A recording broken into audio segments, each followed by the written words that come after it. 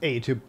In-app purchases have had kind of a checkered past on iOS. They started off as a way for kids to completely deplete mommy's bank account and have progressed into all kinds of different apps. In fact, we've had a lot on the music apps for many years now, and some of these have been quite controversial.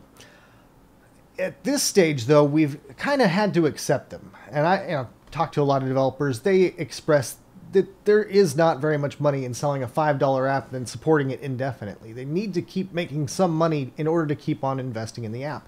And, as fans of music apps, we need to accept that because these guys are putting a lot of time and effort into things.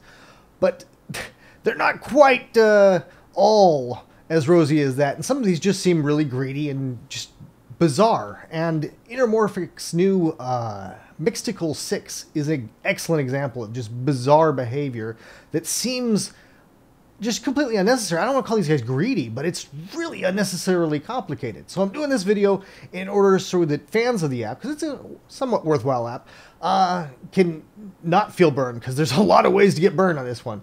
So I'm trying to document everything and explain it all, as well as go through and explain how I feel that these are just really, really dumb, and nobody should be doing this. Please, developers, never do this kind of bullshit in your apps. It's just really bad. All right.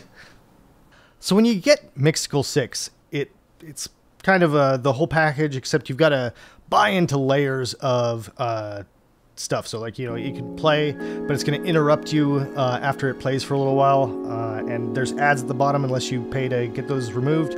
But unlike a lot of apps that will include ads or all these features being hidden, there's no bundle that really gets you everything. There is what looks like a bundle. You might go into the store here and you notice there's no prices on anything, but you might see this top one and it's doing saving, it's exporting, it's doing all this other thing. It's asking for $2. That seems fair, right? But that won't actually get rid of the ads. If you want to actually get into editing things, because this is an actual modular synthesizer environment, if you want to get into that and play with that, then you're going to have to pay a whole bunch more. That's another $2 just for the generator, the oscillators and stuff, and then another $2 to play with the effects. But this is where things get really, really pernicious. It's connected into Audio Bus right now.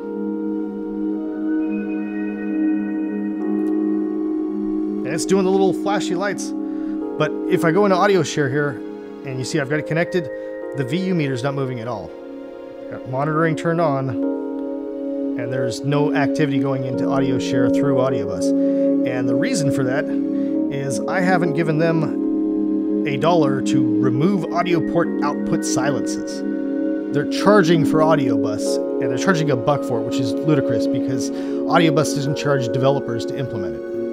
There's just no cost to developers. It takes like 30 minutes or something, maybe an hour to implement it as an input. It gets a little trickier when you're doing the filtering and the effects. I'll give you that, but just putting it in as an input in this case shouldn't be that much effort. It's certainly not worth $1 from every single user. It's a standard. It's something that's free to everybody to better the community. The same thing with MIDI. It's $5 for that. I gave Moog a whole lot of shit when they did their MIDI tax in Animoog for the MIDI output. It just doesn't make any sense. There's the MIDI Manufacturers Association isn't charging them to implement it, so why are they charging you to implement it? It might take some time and effort, I'll grant you, but is it $5? I mean, this is a standard. We want our apps to all work together and be a part of this music app community and stuff, and things like that just completely get in the way of that.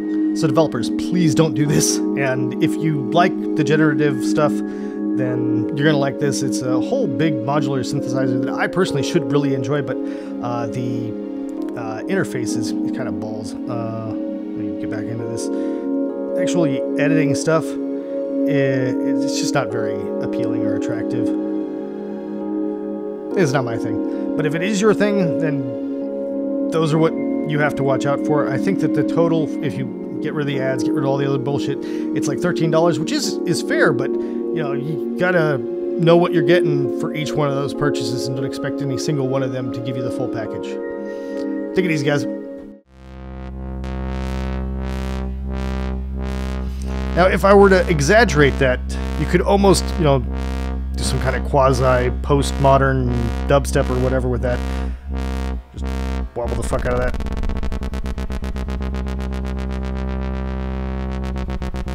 But that's not what I'm trying to do here. So let me figure out a way to make this rich texture work with the lead.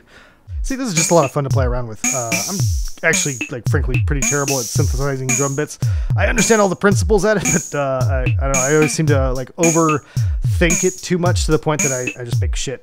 So this is a much simpler way to approach drum synthesis, and I find it fun. It's actually kind of relaxing because you've got the very simple set of, you can do this, and just play around with that and have fun.